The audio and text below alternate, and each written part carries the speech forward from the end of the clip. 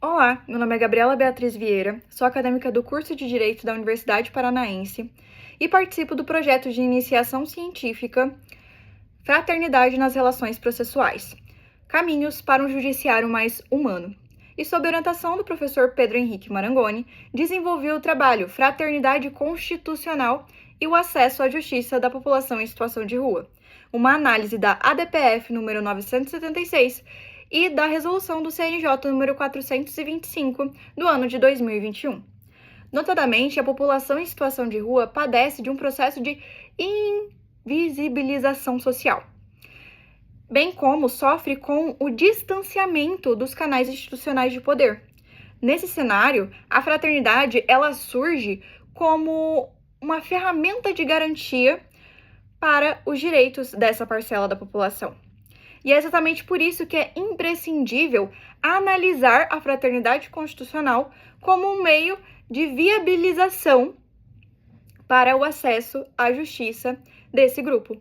Historicamente, a fraternidade ela aparece como categoria política ao lado da igualdade e da liberdade, na Revolução Francesa de 1789.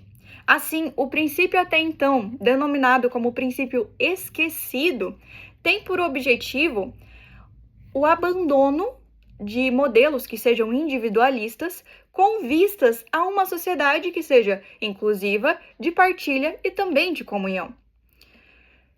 No Brasil, o preâmbulo da Carta Magna de 1988 traz como destaque a busca por uma sociedade fraterna.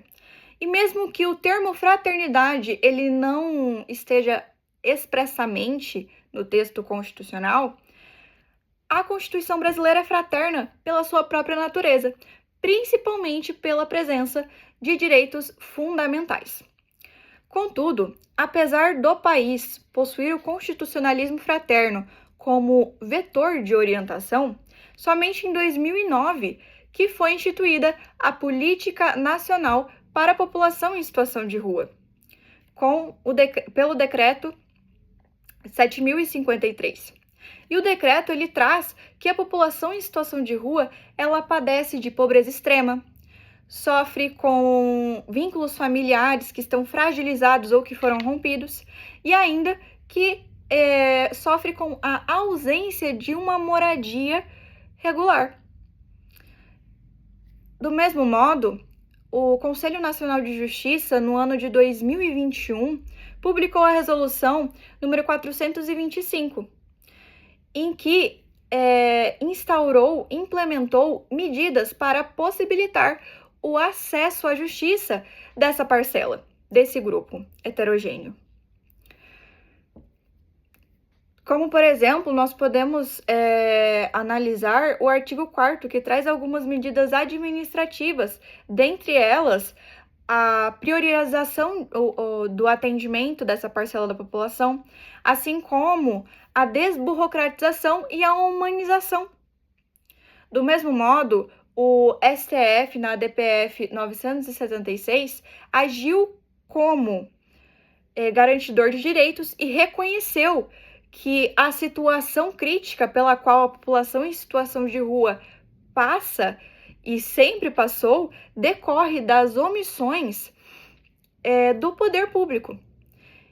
A partir disso, pode-se compreender que a aplicação da fraternidade no sistema de justiça é essencial para transformar a prestação judicial, porque a partir dela pode-se guiar a conduta estatal que antes era omissa.